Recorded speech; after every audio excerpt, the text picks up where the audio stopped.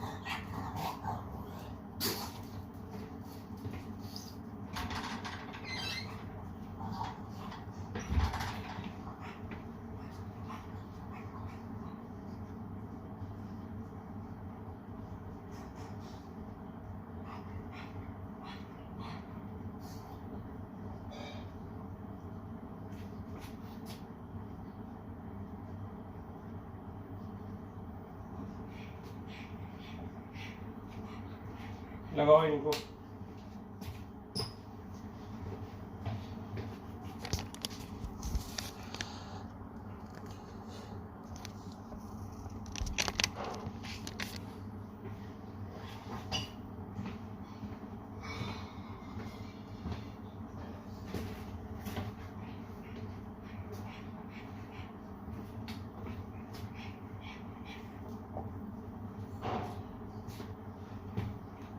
अब देखिए, इनको हमें कार्बोकेटाइन को स्टेबिलिटी में लगाना है, ठीक है।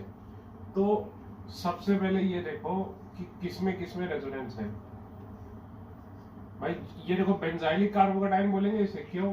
क्योंकि जो इसको बेंजाइलिक कार्बन बोलते हैं क्योंकि ये बेंजीन से डायरेक्टली कनेक्टेड है। इसको क्या बोलते हैं? Benzylic carbon, directly connected with benzene. तो पॉजिटिव सिंगल डबल, तो जो भी बेंजाइलिक कार्बन होगा वो रेजोनेंस में होगा, इसमें रेजोनेंस है। ये भी बेंजाइलिक कार्बन है, रेजोनेंस है। बेंजाइलिक कार्बन रेजोनेंस है, बेंजाइलिक कार्बन रेजोनेंस है। बेंजाइलिक कार्बन नहीं है, देखो नॉट बेंजाइलिक कार्बन, तो इसमें रेजोनेंस नहीं होगा। तो स्टेबिलिटी की बात करें तो हम क्या बोलेंगे? ए बी सी डी ज्यादा स्टेबल होंगे ई से, क्योंकि ई में रेजोनेंस नहीं है, ठीक। अब देखो ये सवाल का टाइप समझो। ये सवाल का टाइप क्या है कि कार्बोकेटाइन या कार्बोनाइन होगा और यहाँ पर क्या लगे होंगे? ग्रुप्स, ठीक। तो अब देखो ये सारे बेंजाइलिक थे। अब देखो ये आपको मैं सिखा चुका हूँ, तो पिछला लेक्चर था उसको 3 से 4 बार में आपने कम से कम रिवाइज करना है, वीडियो में नहीं, नोट्स में। देखो ये प्लस आर से क्या करेगी? इलेक्ट्रॉन चार्ज डेंसिटी बढ़ाएगा, कहाँ पर? अपने ऑर्थो और अपने पैरा पे, ठीक। माइनस आई से कम करेगा, plus R much greater than minus I, तो ये क्या हो जाता था? याद करो, electron releasing group. CL plus R से बढ़ाएगा, माइनस आई से कम करेगा, लेकिन ये एक्सेप्शन होता था, माइनस आई ज्यादा होता था, इसीलिए क्या हो जाएगा? Electron withdrawing group. इसमें क्या है? कोई ग्रुप नहीं है, नो ग्रुप। ये CH3 प्लस आई से बढ़ाएगा और हाइपर कॉन्जुगेशन से भी इलेक्ट्रॉन चार्ज डेंसिटी बढ़ाएगा, ये क्या हो जाएगा? Electron releasing group. अब याद करो, स्टेबिलिटी ऑफ कार्बोकेटाइन हम क्या बोलते हैं? Directly proportional to electron releasing group, inversely proportional to electron withdrawing group, ठीक। तो अब हम क्या बोलेंगे? इसका मतलब इलेक्ट्रॉन रिलीजिंग ग्रुप वाले ज्यादा स्टेबल है, किससे? जिसमें कोई भी ग्रुप नहीं लगा है, और वो ज्यादा स्टेबल है किससे? इलेक्ट्रॉन विड्रॉइंग ग्रुप से, ठीक है। इलेक्ट्रॉन रिलीजिंग वाले कौन से हैं? ए और डी। कोई भी ग्रुप किसमें नहीं लगा है? सी में। विड्रॉइंग कौन सा है? बी। और सबसे लास्ट वन में कौन सा आ जाएगा? ई, ठीक।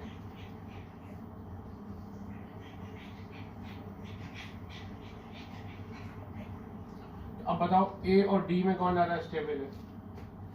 भाई जो ज्यादा इलेक्ट्रॉन, भाई directly proportional to electron releasing group, तो जो ज्यादा इलेक्ट्रॉन रिलीजिंग है वो ज्यादा स्टेबल है। ज्यादा इलेक्ट्रॉन रिलीजिंग एक और ले लो, एक एफ भी ले लो,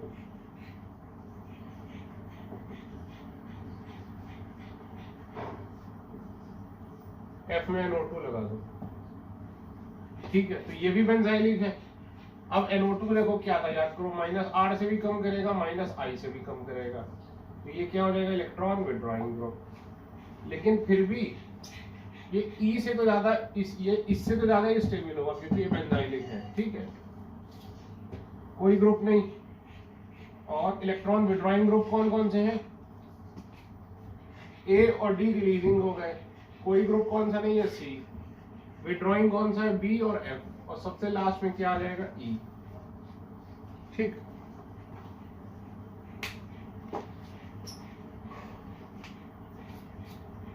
अब देखो, अब कार्बोकैटायन की stability directly proportional to electron releasing group, यानी जो ज्यादा इलेक्ट्रॉन रिलीजिंग होगा वो ज्यादा स्टेबल होगा। More electron releasing means more stable carbocation. तो बताओ A और D में कौन ज्यादा स्टेबल होगा, A ज्यादा स्टेबल होगा, क्योंकि A क्या है, मोर रिलीज कर रहा है। क्यों, इसका इफेक्ट ज्यादा होगा इलेक्ट्रॉन रिलीजिंग, क्योंकि ये +R से भी कर रहा है और ये केवल किससे कर रहा है, +I और हाइपर कॉन्जुगेशन से। इसीलिए क्या होगा, A ग्रेटर देन D, ठीक। इनवर्सली प्रोपोर्शनल टू, ये शायद उल्टा लिखा मैंने, इलेक्ट्रॉन रिलीजिंग ग्रुप होना चाहिए था, इलेक्ट्रॉन विड्रॉइंग ग्रुप, यानी मोर इलेक्ट्रॉन विड्रॉइंग यानी लेस स्टेबल कार्बोकैटायन। तो बताओ B और F में ज्यादा विड्रॉइंग कौन सा है, NO2 ज्यादा इलेक्ट्रॉन विड्रॉइंग है, तो ज्यादा स्टेबल कौन सा हुआ, B ज्यादा स्टेबल है किससे, F से।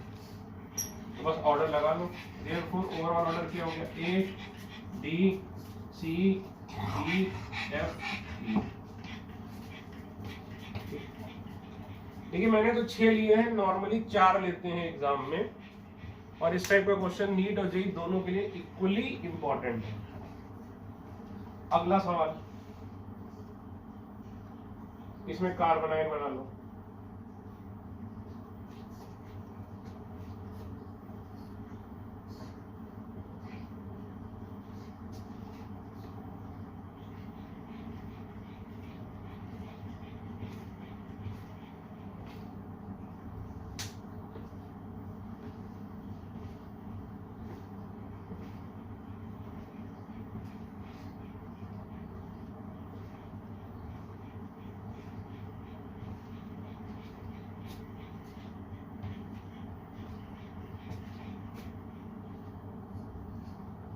अब करो, तो अभी भी देखो ये होगा, फर्क क्या होगा, कार्बोनाइन की स्टेबिलिटी क्या होगी, directly proportional to electron withdrawing group और inversely proportional to electron releasing group. यानी इसमें पहले कौन सा आएगा, इलेक्ट्रॉन विड्रॉइंग ग्रुप वाला ज्यादा स्टेबल है नो ग्रुप से, नो ग्रुप ज्यादा स्टेबल है किससे, इलेक्ट्रॉन रिलीजिंग से।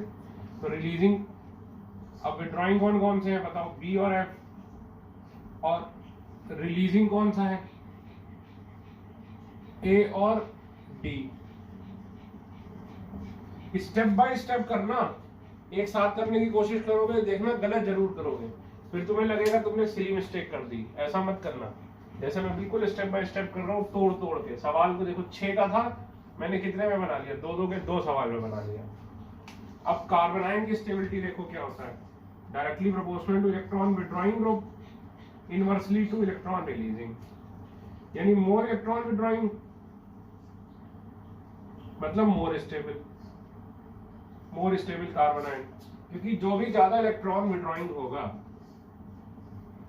वो खुद सोचो क्या करेगा, इसके चार्ज को क्या करेगा, कम करेगा, ठीक। तो बताओ विड्रॉइंग कौन कौन से हैं, B और F। तो ज्यादा विड्रॉइंग कौन सा है, F। ज्यादा स्टेबल कौन सा होगा, F, ठीक। अब देखो inversely proportional to electron releasing, क्योंकि जो इलेक्ट्रॉन रिलीजिंग है वो क्या करेगा, इसके माइनस चार्ज को बढ़ा देगा, यानी स्टेबिलिटी को कम कर देगा। इसका मतलब क्या हुआ, मोर इलेक्ट्रॉन रिलीजिंग यानी लेस स्टेबल कार्बोनाइन। तो बताओ NH2 और CH3 में ज्यादा स्टेबल कौन सा है, खुद बताओ। ज्यादा इलेक्ट्रॉन रिलीजिंग कौन सा है, बताओ भाई, ज्यादा इलेक्ट्रॉन रिलीजिंग कौन सा है, NH2 है। तो इसीलिए हम क्या बोलेंगे, NH2 कम स्टेबल होगा किससे, D वाले से, तो D वाला मोर स्टेबल होगा A से। तो बस ऑर्डर लगा लो, तो ऑर्डर क्या हो गया, F B C D A E।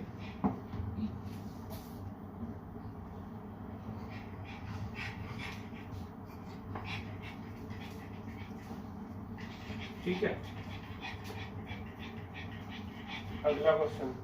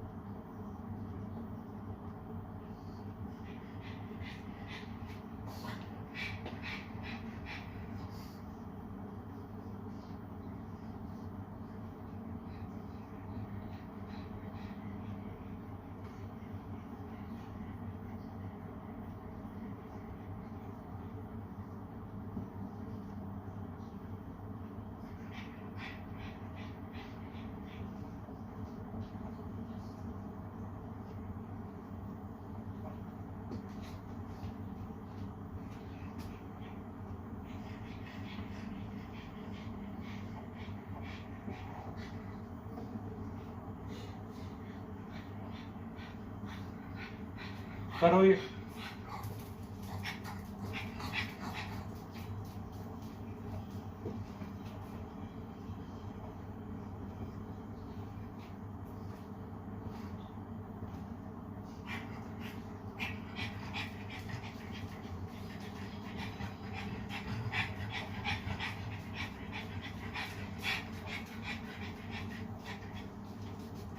देखो सबसे पहले देखो बेंजाइलिक है कि नहीं, देखो बेंजाइलिक है, बेंजीन की साइड डायरेक्टली कनेक्टेड है, बेंजाइलिक है, बेंजाइलिक है, बेंजाइलिक नहीं है, बेंजाइलिक है, बेंजाइलिक है।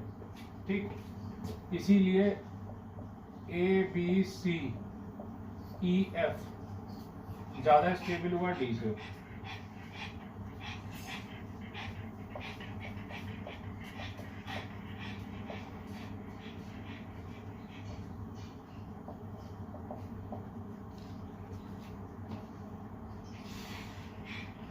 ठीक है, अब देखो, अब हमें पता है कि भाई स्टेबिलिटी ऑफ कार्बोकैटायन, सारे रेजोनेंस हमें सेम है। तो अब क्या बोलोगे कि पहले क्या होगा, इलेक्ट्रॉन रिलीजिंग ग्रुप, उसके बाद नो ग्रुप, उसके बाद इलेक्ट्रॉन विड्रॉइंग ग्रुप। ठीक, अब रिलीजिंग देखो कौन कौन से हैं,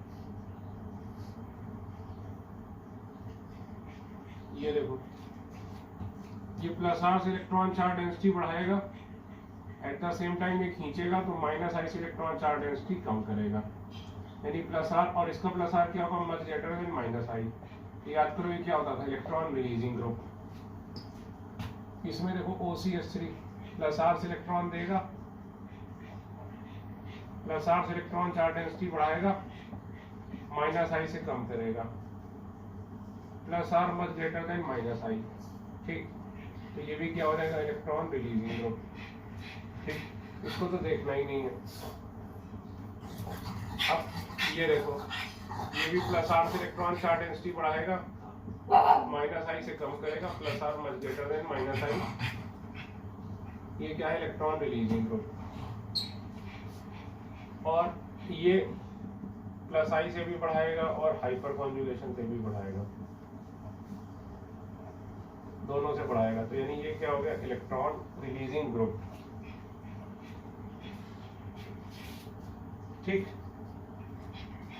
अब देखो तो यानी इलेक्ट्रॉन रिलीजिंग ग्रुप कौन कौन से हैं, सारे इलेक्ट्रॉन रिलीजिंग है, ए सी ई और एफ। कोई भी ग्रुप इसमें नहीं है बी से, विड्रॉइंग कोई है नहीं, इसके बाद डी आ जाएगा। अब ए सी ई एफ में देखो, ठीक है, तो अब ये देखो, पहली बात तो ए सी और ई एफ से ज्यादा होंगे, क्योंकि ये किससे कर रहे हैं, electron releasing by plus R, और ये किससे कर रहा है, electron releasing by plus I और हाइपर कॉन्जुगेशन। उसके बाद बी, उसके बाद डी। अब ए सी ई में देखो, ए ज्यादा रिलीजिंग है, क्यों, क्योंकि इसका पूरा पूरा प्लस आर यहाँ आ रहा है, इन दोनों का आधा इधर आएगा और आधा देखो इधर भी जाएगा, लोन पेयर सिंगल डबल, है कि नहीं। इसीलिए ज्यादा कौन है, सी वाला।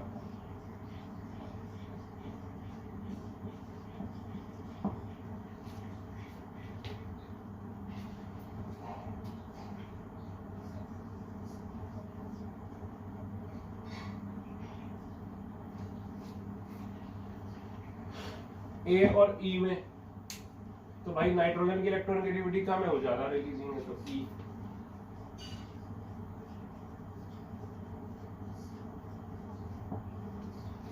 ये हो गया ठीक। अगला सवाल आपको पता ही है, कार्बन आयन लगाओ भाई।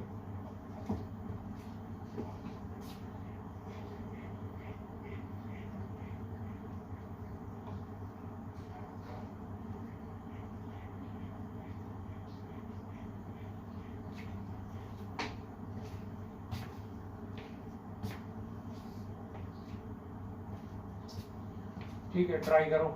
अब फिर से ये ज्यादा स्टेबल होंगे डी से, अब इसमें भी डी सबसे बेकार है, क्यों, क्योंकि वो बेंजाइलिक नहीं है। ठीक, अब देखो कार्बन आयन की स्टेबिलिटी क्या होगी, electron withdrawing group, no group, उसके बाद इलेक्ट्रॉन रिलीजिंग ग्रुप। तो विड्रॉइंग कौन सा, एक भी नहीं है। नो ग्रुप कौन सा है, बी। तो बी के बाद क्या होगा, ए सी ई एफ रिलीजिंग, और सबसे बाद में क्या आएगा, डी। ठीक ठीक, अब देखो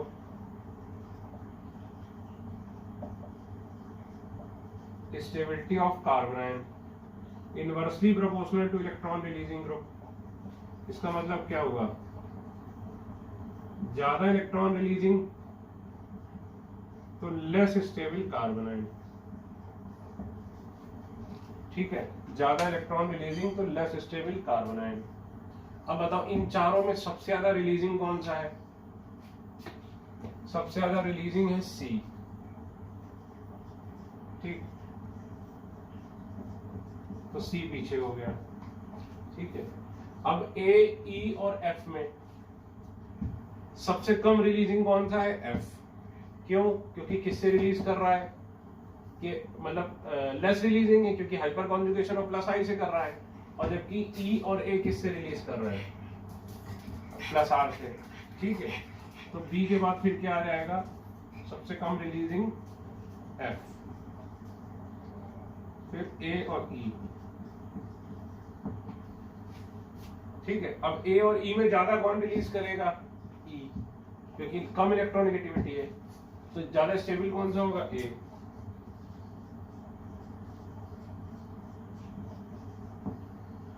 ठीक है, अब देखिए ये जो 3-4 क्वेश्चन मैंने कराए, इससे बहुत सारे कंसेप्ट बनेंगे ऑर्गेनिक में। ठीक है, आगे ऑर्गेनिक में ये चीज मैं बहुत जगह यूज करूंगा, बहुत जगह यूज करूंगा। वो इस फॉर्म में नहीं होगी, फॉर्म बदल जाएगा, कंसेप्ट एग्जैक्टली सेम रहेगा। इसलिए बहुत ज्यादा जरूरी है इन क्वेश्चंस की आप 3 से 4 बार प्रैक्टिस करिए, समझे ना। इन क्वेश्चन की आप 3 से 4 बार प्रैक्टिस करिए, ये लेक्चर और खासकर जो लास्ट लेक्चर है था, ये बहुत ज़्यादा इम्पोर्टेंट है।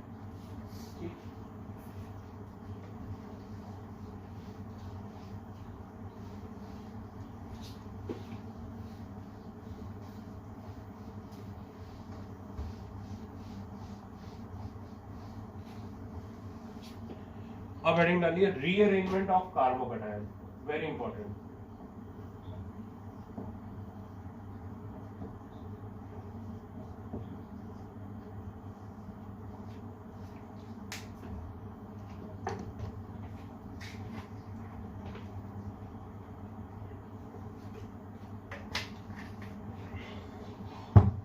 रीअरेंजमेंट ऑफ कार्बोकैटायन, सर ये क्या होता है? लिखो, carbocation rearranges itself to become more stable.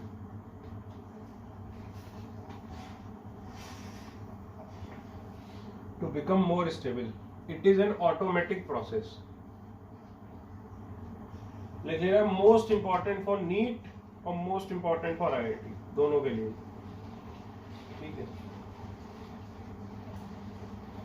फर्क ये है कि नीट में सीधे कॉपी से सवाल आएगा और आईआईटी में क्या है सोचना पड़ेगा। जैसे ये है, सपोज एग्जाम्पल लेता हूँ, रीअरेंजमेंट का मतलब क्या होता है पहले आप समझिए। देखिए ये कार्बोकैटायन है, यानी यहां पर क्या होगा,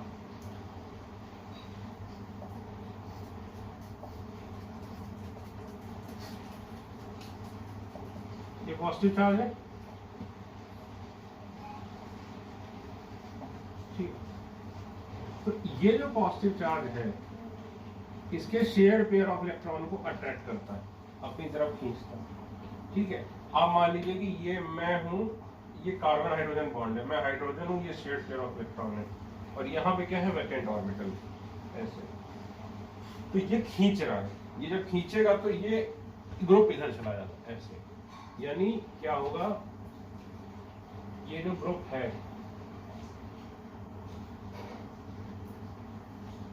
इधर चला गया,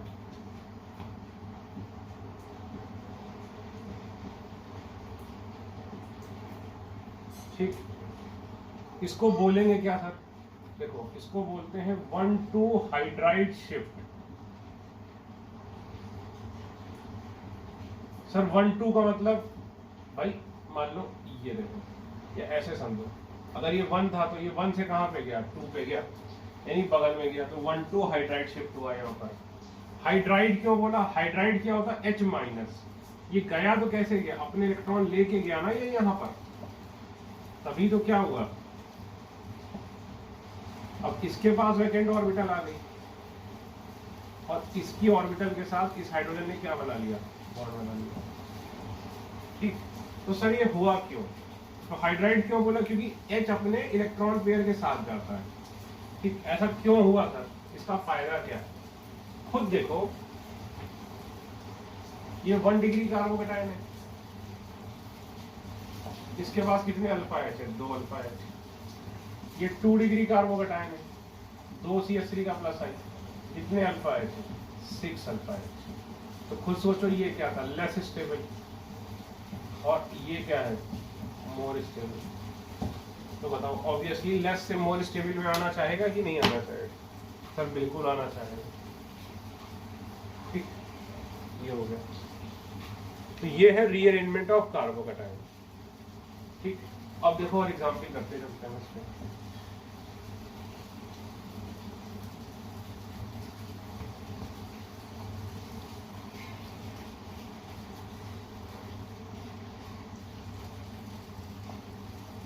जैसे वो मिथाइल शिफ्ट थी,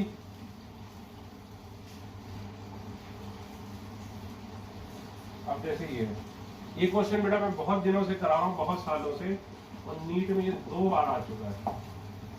पहले बताओ इस ग्रुप का नाम क्या है, नियोपेंटाइल, यहाँ पॉजिटिव आ गया, तो ये क्या बन गया, नियोपेंटाइल कार्बोकैटायन, ठीक। तो अब देखो ये बात तो आपको क्लियर है ना कि ये कार्बोकैटायन यूं है और तीनों CH3 ये वाली ये वाली ये वाली इससे इक्वल डिस्टेंस पर है, क्योंकि ये sp3 है। ये भाई ऐसा नहीं है कि ये दोनों पास है ये दूर है, नहीं, all 3 CH3 are at equal distance from carbocation. ये तीनों CH3 इससे इक्वल डिस्टेंस पर है। क्यों? क्योंकि ये sp3 है ना, ये देखो कार्बोकैटायन यूं, और ये कार्बन पे ये CH3 ये CH3 ये CH3, तो तीनों बताओ इस मार्कर से क्या है, इक्वल डिस्टेंस पर हैं। देखो अभी ये क्या है 1 डिग्री, ठीक, कितने अल्फा एच है, 9 अल्फा एच। तो सर क्या केवल हाइड्राइड शिफ्ट हो सकती है? नहीं बेटा, हाइड्राइड शिफ्ट हो सकती है, एल्काइल शिफ्ट हो सकती है, और फिनाइल शिफ्ट भी हो सकती है। पूरा पूरा फिनाइल ग्रुप भी शिफ्ट कर सकता है, ठीक है, कुछ भी शिफ्ट कर सकता है। तो देखो ये CH3 क्या करेगा, शिफ्ट। सर यही वाला क्यों बेटा, तीनों में से कोई भी शिफ्ट कर सकता है। इसका मतलब any one of the above 3 CH3 can migrate या शिफ्ट। तो ये ऊपर वाला दिखा रहा हूँ देखने में अच्छा लगे इसलिए, ठीक है। तो फायदा क्या हुआ सर इस सब शिफ्ट का जो आप कर रहे हो? ये देखो क्या फायदा हुआ। अब ये क्या बन गया, 3 डिग्री कार्बोकैटायन, कितने alpha H, alpha alpha alpha 8 alpha H. ये क्या बन गया, बहुत ज्यादा स्टेबल, मोर स्टेबल। और ये क्या है, लेस स्टेबल। इसलिए बताओ इसमें क्या हो जाएगा, रीअरेंजमेंट। इसको क्या बोलोगे, 1,2 मिथाइल शिफ्ट। और इस प्रोसेस को क्या बोलोगे, रीअरेंजमेंट ऑफ कार्बोकैटायन।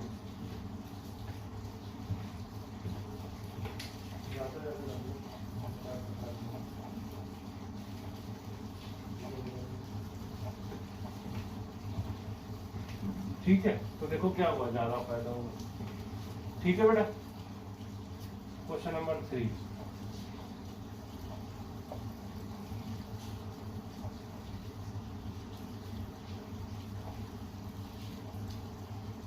इतनी ठीक है, इतनी ठीक है जितनी डाली।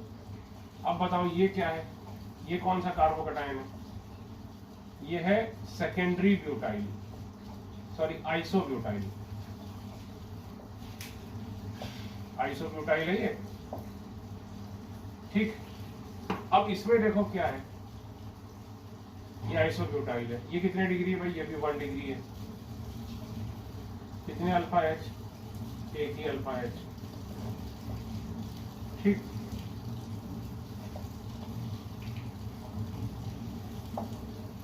अब ये बताओ, अब इसमें 2 कंटेंडर हो गए। अब हाइड्रोजन भी शिफ्ट कर सकता है और मिथाइल भी शिफ्ट कर सकता है। कौन शिफ्ट करेगा, कैसे सोचोगे? सर ये हो क्या रहा है, रीअरेंजमेंट ऑफ कार्बोकैटायन। सर ये हो क्यों रहा है? सर ये देखो हो रहा है फायदे के लिए। तो जिसमें ज्यादा फायदा होगा वो काम होगा। तो तुम खुद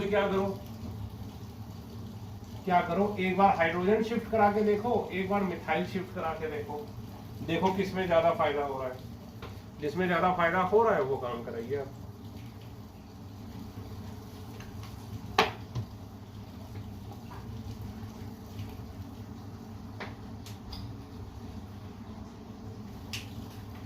चलो भाई पहले मिथाइल शिफ्ट कराते हैं, ठीक, देखते हैं क्या होता है। मिथाइल शिफ्ट,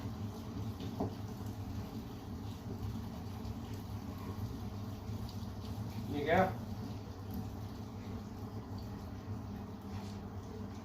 अब देखो ये क्या बना, 2 डिग्री, कितने अल्फा एच, 5 अल्फा एच, ठीक है। अब सपोज हम क्या कराते हैं, हाइड्राइड शिफ्ट कराते हैं, तब देखते हैं क्या होता है।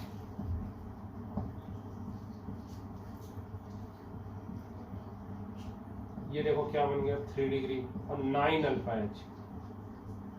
तो तुम खुद बताओ क्या शिफ्ट कराना चाहोगे, मिथाइल शिफ्ट कराना चाहोगे कि हाइड्राइड शिफ्ट? तो ऑब्वियसली सर हम क्या कराना चाहेंगे, हाइड्राइड शिफ्ट, ठीक है। क्योंकि ये क्या है, more stable than compound formed by hydride shift। बोलो भाई, है कि नहीं? ये क्या है? More stable then compound formed by hydride shift. इसीलिए हम इसमें क्या करेंगे? Hydride shift. तो देखो नोट, जब भी ऑप्शन होगा मिथाइल और हाइड्राइड शिफ्ट का, चाहो तो हिंदी में लिख लो कि मिथाइल और हाइड्राइड शिफ्ट का जब भी ऑप्शन होगा तो हम हाइड्राइड शिफ्ट ही कराएंगे। मिथाइल और हाइड्राइड शिफ्ट में जब भी ऑप्शन होगा we will always go for hydride shift. हालांकि ब्रैकेट बना के लिख लो, in IIT advance be a little bit cautious. IIT advance में थोड़ा सा ध्यान रखना, ठीक है?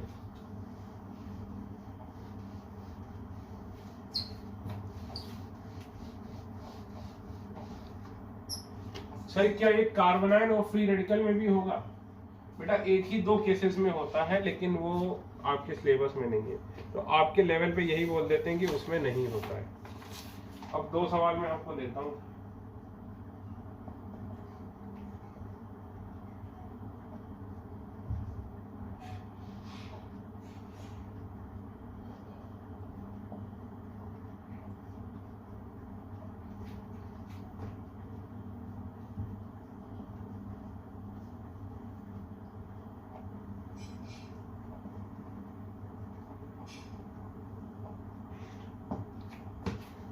इसमें कराओ रीअरेंज कार्बोकैटायन बनाओ।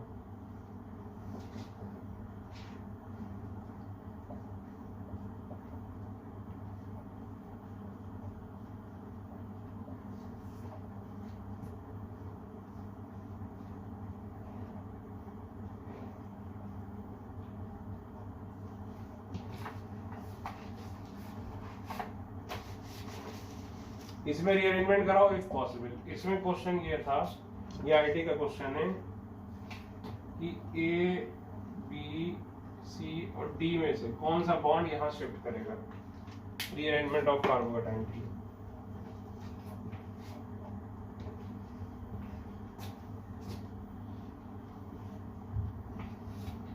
अब देखो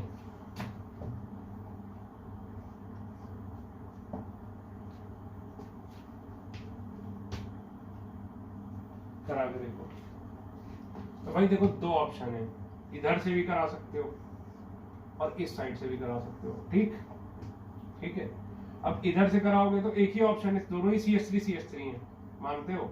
और इधर से कराओगे तो CH3 और H में हमेशा किसको चुनोगे? H को चुनोगे। तो बेसिकली हमें इन दोनों का देखना है कि हम ये कराएंगे कि ये कराएंगे। तो दोनों को शिफ्ट करा कर आके देखो, जिसमें ज्यादा स्टेबल कार्बोकैटायन बनना है वो ज्यादा स्टेबल बनेगा।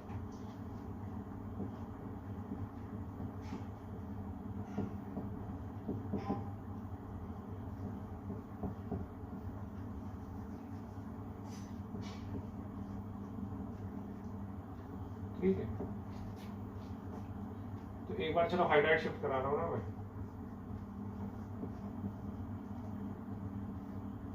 तो ये शिफ्ट करा दिया,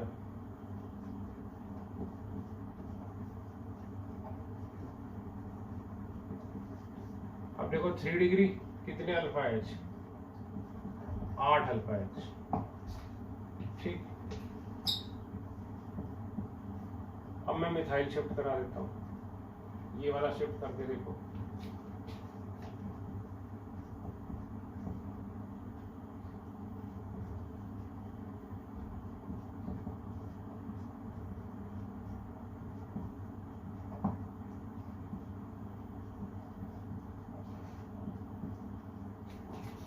ठीक, अब ये क्या बना?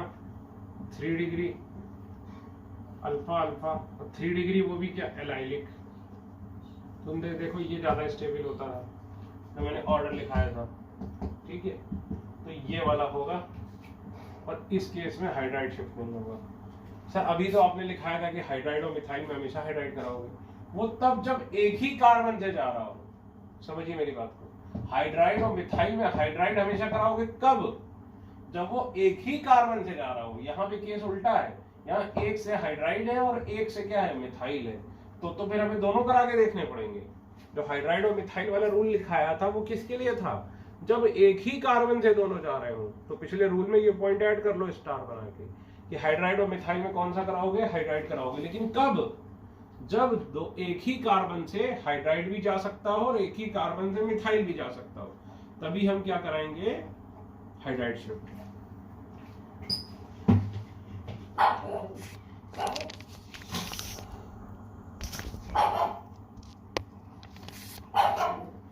ठीक है, ये आईटी का क्वेश्चन है।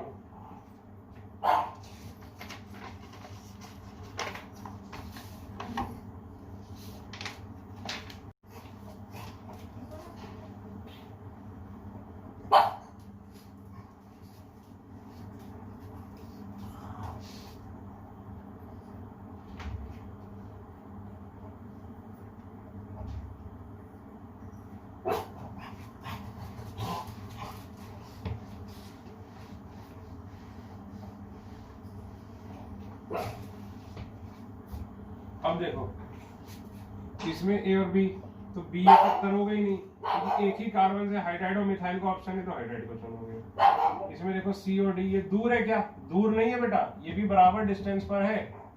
इतना ये CH3 है उतना ही H है, तो फिर इसमें से भी CH3 और H में किसको चुनोगे, H को। तो मैं इधर लिख देता हूँ इसको, समझे ना। तो देखो एक ही कार्बन के में कॉम्पिटिशन, तो मैंने H को चुना। अब क्वेश्चन ये कि ए वाला जाएगा या फिर ये मान लो सी वाला जाएगा, कौन सा जाएगा बताओ। तो दोनों को करा के देख लेते हैं, एक बार इसको करा के देखते हैं।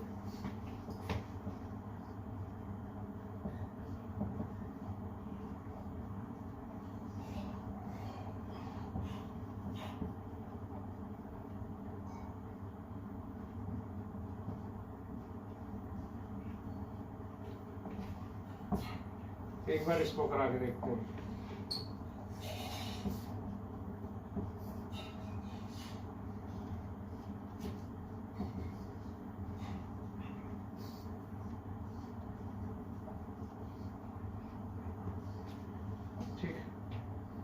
अब देखो यहाँ इसके पास 8 अल्फा H है और 3 डिग्री है, लेकिन ये देखो क्या है, IIT कैटायन, बताओ भाई, और 5 अल्फा H भी है, IIT cation with 5 alpha H। तो खुद बताओ कौन ज्यादा स्टेबल है, ऑब्वियसली IIT कैटायन। ठीक है,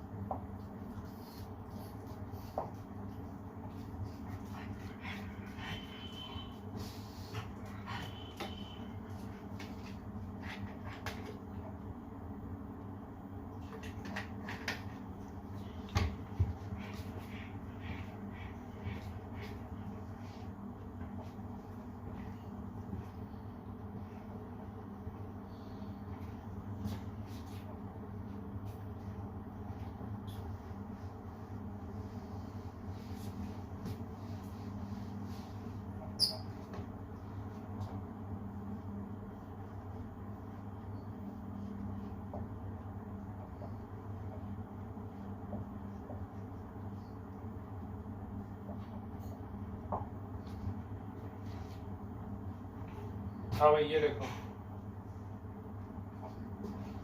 अब देखो ऑब्वियस सी बात है, ये कितने डिग्री है, 2 डिग्री है। कितने अल्फा H है, 2 ही अल्फा H है। यहां से अगर ये मिथाइल शिफ्ट हो जाए,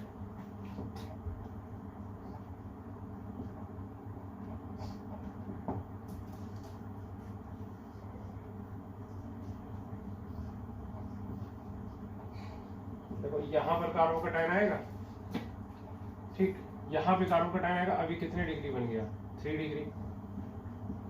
और कितने alpha H, alpha alpha alpha कितने 3 4 5 और एक 6 6 अल्फा है। तो खुद बताओ मिथाइल शिफ्ट हो जाएगी इसमें, बताओ एच ए शिफ्ट करेगा कि एच बी शिफ्ट करेगा?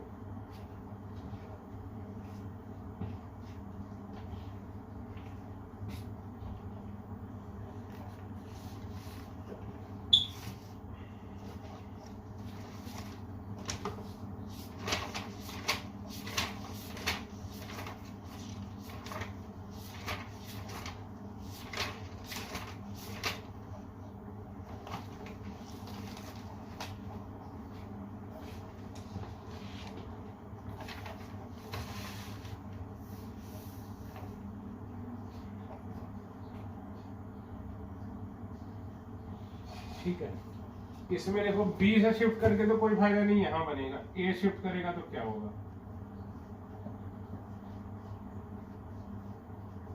अब ये देखो ये क्या हो जाएगा? स्टेबलाइज्ड बाय रेजोनेंस है कि नहीं?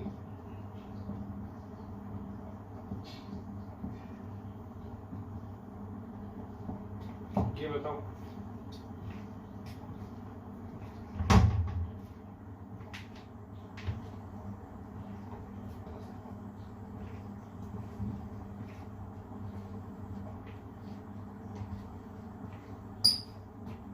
इसमें देखो ए शिफ्ट कराओगे तो क्या होगा?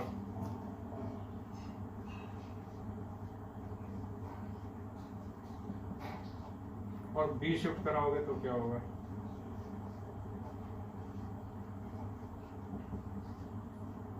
बताओ कौन सा कार्बोकैटायन ज्यादा स्टेबल है?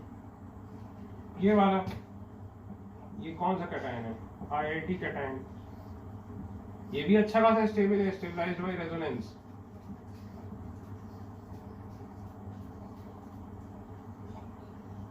लेकिन फिर भी क्या लोगे? इस पर लोगे, ठीक है ना?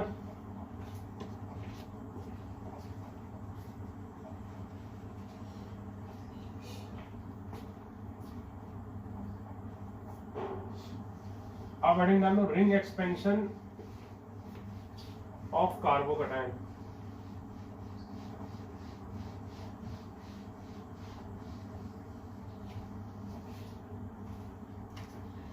Ring expansion in carbocation. अब देखो स्टेबिलिटी क्या होती है, ऑब्वियस सी बात है।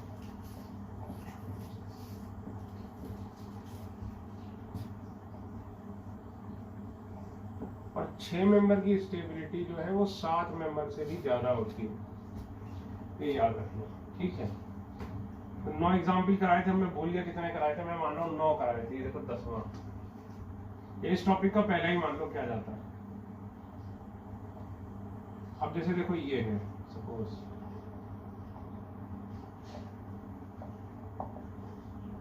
ठीक है? तो इसमें क्या है,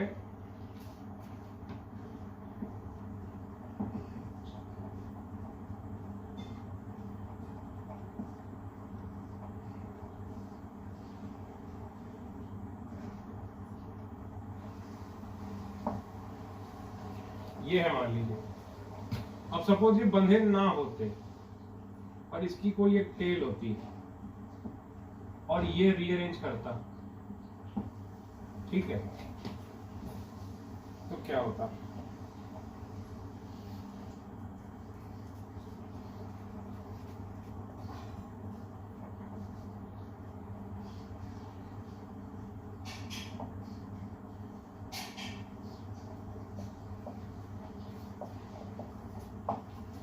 पहले तसल्ली करो, यही बनता कि नहीं बनता? भाई ये यहां से छूटता, ये टेल है, तो भाई 2 H लगे तो ये भी तो इसके साथ ही आएंगे ना। मान लो ये तीसरी वैलेंसी है या जो भी थर्ड वैलेंसी है, ठीक है, या फोर्थ वैलेंसी है, जो भी वो तो यहाँ भी फोर्थ वैलेंसी होगी। अगर मान लो यहाँ Cl लगा दूं तो वो Cl भी यहाँ लगा रहेगा, फोर्थ वैलेंसी। बोलो भाई हो जाएगा कि नहीं? ये यहाँ से यहाँ गया तो यहाँ कार्बोकैटायन बनेगा। तो अब सोच के देखो, ये फोर्थ वैलेंसी इससे जुड़ी हुई थी, तो बताओ ये देखने में कैसा लगेगा? ऐसा लगेगा? बोलो भाई, है कि नहीं? ठीक। तो नंबरिंग कर लेते हैं, चलो 1 2 3 4 5 6, ठीक, 1 2 3 4 5 6, तो ये कैसा बन जाएगा देखो, ठीक है, ये बन गया 1 2 3 4 5 6, ठीक। तो 1 5 बॉन्ड टूटा और 5 6 बॉन्ड बना, बोलो भाई है कि नहीं, 1 5 बॉन्ड ब्रेक हुआ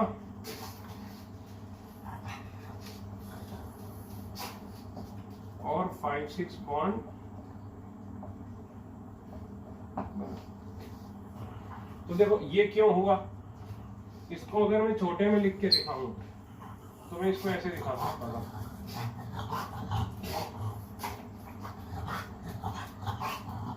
जैसे ये है, ये देखो, तो इसको क्या बोलते हैं, रिंग एक्सपेंशन ऑफ कार्बोकेटायन।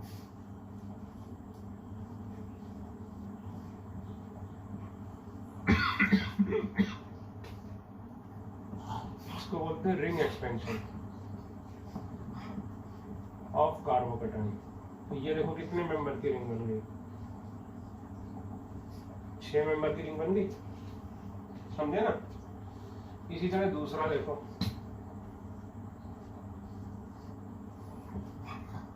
अगर ये साइक्लोब्यूटाइल है, ये देखो रिंग एक्सपेंशन, ठीक, ये देखो ये इस कार्बन पे आएगा, यानी बेगड़ा कैसा बना दो सोचकर, ठीक है। ज्यादा अच्छा क्या होगा अगर नंबरिंग कर लो तुम, 1 2 3 4 5, तो 1 2 3 4 5, ठीक है। तो भाई 1 2 3 4 5, ठीक,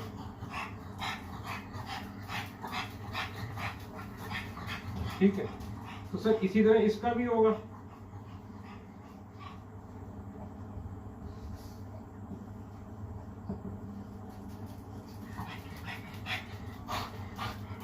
चलो इसके केस पे मैं आईटी एडवांस वाले लेक्चर में आऊंगा, ठीक है।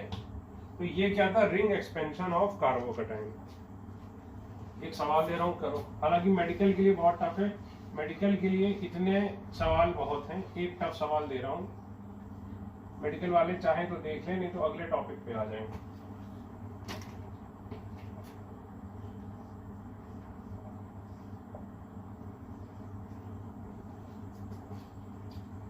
इसका रीअरेंजमेंट करो,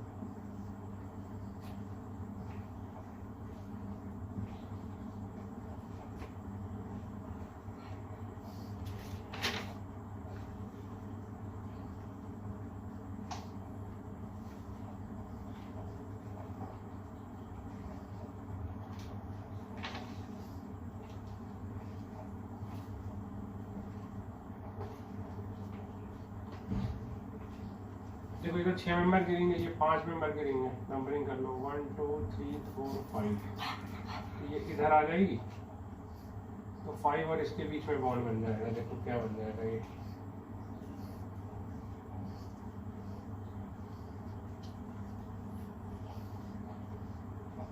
ये 5 है और ये, तो ये मान लो 5 और ये, ठीक, 1 2 गड़बड़ की नहीं, यहाँ से 1 2 3 4 5, ठीक है। तो चलो पूरी नंबरिंग कर लेते हैं, 5, इसको 6 7 8 9 10 मान लेते हैं, ठीक है। ये आईयूपीएससी नंबरिंग नहीं है, ये अपने मन से की है बस मैंने। तो अगर देखो तो ये क्या बन गया, 1 2 3 4 5 6 मेंबर की रिंग बन गई, और ये भी 6 मेंबर की रिंग थी, ये बेसिकली ये बन गई, खुद देखो।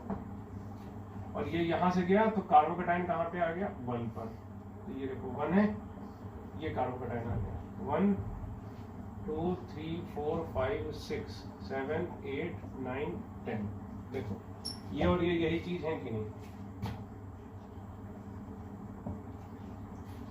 ठीक है।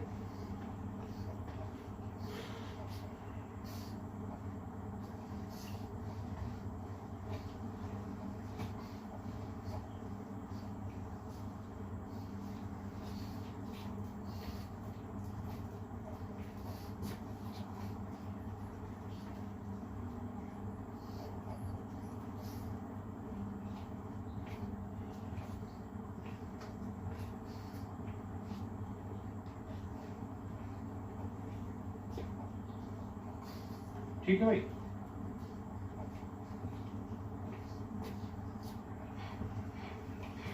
अब एक छोटा सा टॉपिक है, पहले मैं आईटी एडवांस के लिए पढ़ाता था, लेकिन 3 साल पहले नीट में उस पर सवाल आ गया, जबकि नहीं आना चाहिए था लेकिन आ गया, इसलिए अब तो नीट वालों को तो अब तो पढ़ना ही पड़ेगा। Bredt's rule. ब्रेड्स रूल क्या कहता है? जो ब्रिज हेड है, ब्रिज हेड क्या होता है? जैसे ये देखो, ये है ब्रिज हेड, यहां पर 3 साइकिल मिलते हैं, देखो एक साइकिल, दो, ये इसको ब्रिज हेड बोलते हैं, ठीक है। ठीक, ये ब्रिज हेड नहीं बोलते हैं, इसको ब्रिज हेड नहीं बोलते हैं, ये ब्रिज हेड है, ठीक है। यानी कि अगर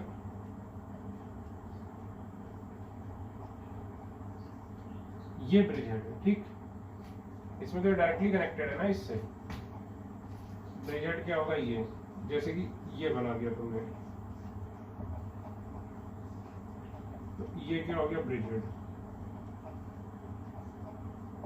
ये यही कंपाउंड है, ये और ये एक ही बात है। तो ब्रेड्स रूल के हिसाब से लिखो, according to Bredt's rule,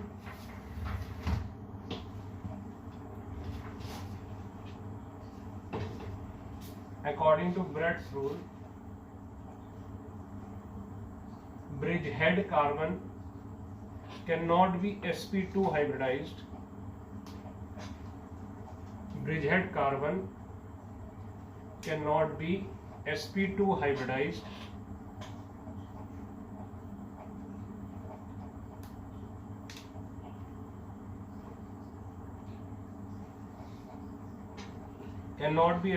hybridized unless one of the ring size is 8 member or more. Unless one of the ring size is 8 member or more. ठीक, तो sp2 देखो क्या क्या हो सकता है। इसका मतलब है, ये बना लिया ना, ये डेफिनेशन के पहले ही बना लिया होगा। इसके बाद देखो, it means the following cases are not possible. देखो जैसे ये ब्रिज हेड का एग्जांपल है, ये ब्रिज हेड का एग्जांपल है, ठीक है।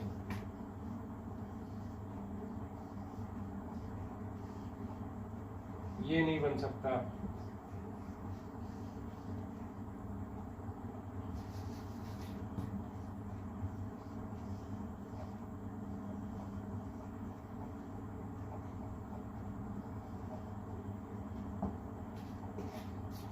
ठीक।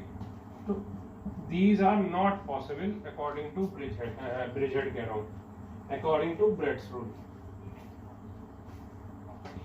These are not possible according to Brett's rule. लेकिन ध्यान रखना, अच्छा बताओ,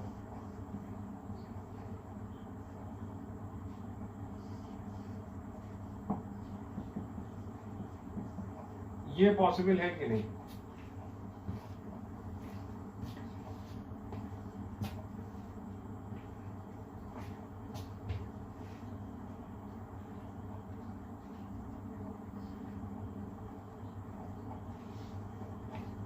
तो ये पॉसिबल है, क्योंकि ये नाइट्रोजन क्या है? sp3 है, लेकिन ये सारे sp2 थे।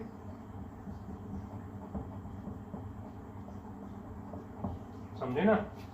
ये पॉसिबल है क्योंकि ये नाइट्रोजन क्या है? sp3। ठीक है बेटा।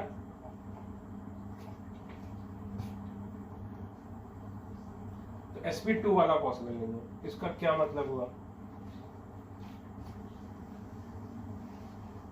इसका मतलब ये हुआ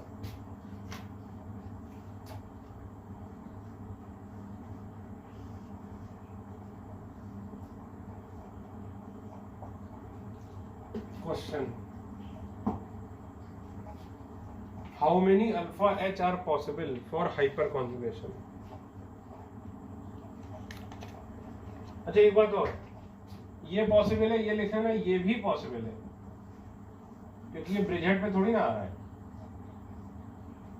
उसने क्या बोला, ब्रिजहेड की किसी भी कार्बन की sp2 नहीं हो सकती। ये पॉसिबल है, ये देखो, दिस इज पॉसिबल, लिख लेना, दिस इज पॉसिबल। उसके बाद ये क्वेश्चन लिखो, in the following compound how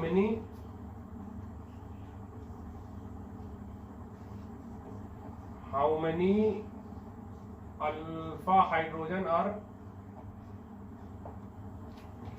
there for hyper conjugation.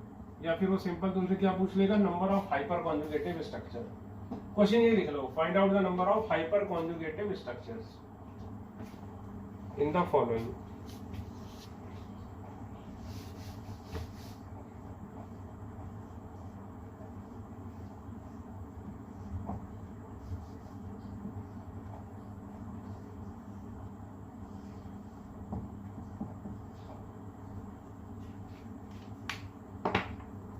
तो number of hyperconjugative structure क्या होते थे, नंबर ऑफ अल्फा एच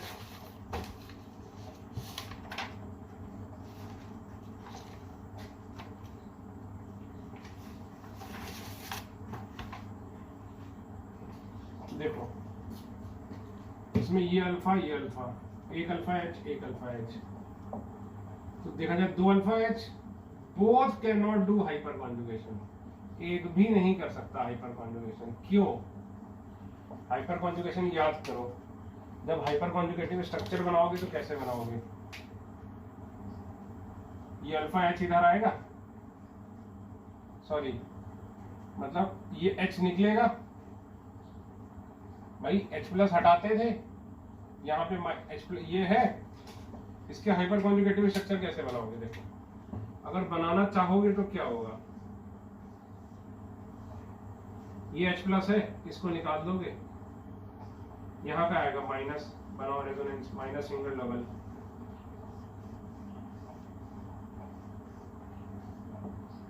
ये देखो, क्या ये पॉसिबल है? Not possible. इसीलिए यहाँ पर अल्फा एच है और ये sp3 भी है, तब भी यहाँ पर hyper conjugation is not possible. समझे ना?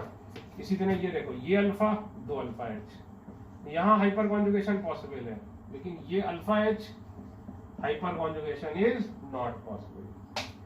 तो इसमें 2 अल्फा एच हैं ये वाले, तो 2 हाइपर कॉन्जुगेटिव स्ट्रक्चर बनेंगे। इस वाले एच में hyperconjugation is not possible. इसमें देखो 2 अल्फा एच है, अल्फा अल्फा, लेकिन दोनों में ही hyperconjugation is not possible, क्योंकि फिर कार्बोकैटायन यहाँ शिफ्ट हो जाएगा।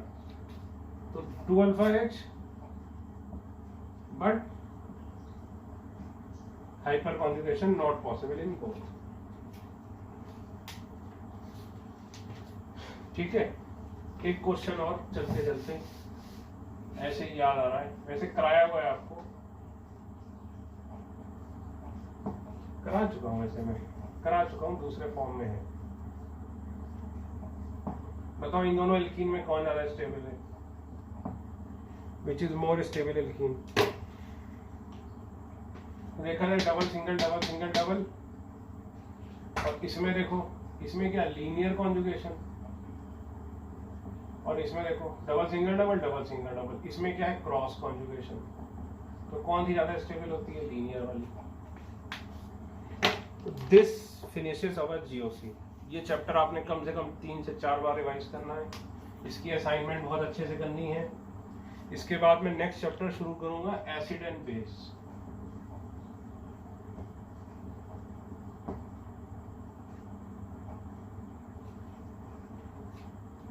एसिड एंड बेस जो कि 12th का चैप्टर है। सर 12th में तो हमें कहीं मिलता नहीं, हम बुक खोल के देखते हैं तो, बेटा इसलिए नहीं मिलता क्योंकि ये चैप्टर क्या है कि जितने ऑर्गेनिक के चैप्टर हैं सब में थोड़ा थोड़ा बिखरा हुआ है, तो मैं इसको कलेक्ट करके एक बना दूंगा। इसमें से एक क्वेश्चन आता है, मतलब एडवांस में मान लो जीओसी प्लस एसिड बेस में से एक क्वेश्चन जरूर आएगा, और नीट में जीओसी से भी आएगा, एसिड बेस से भी आएगा। मेंस में या तो जीओसी से आएगा या एसिड बेस से आएगा, लेकिन जीओसी और एसिड बेस ये बहुत ज्यादा जरूरी है आगे के कंसेप्ट क्लियर करने के लिए। ये 2 चैप्टर अच्छे से आगे आते होंगे तभी आप आगे का आपका कंसेप्ट क्लियर होगा। ठीक है, ठीक है भाई, थैंक यू।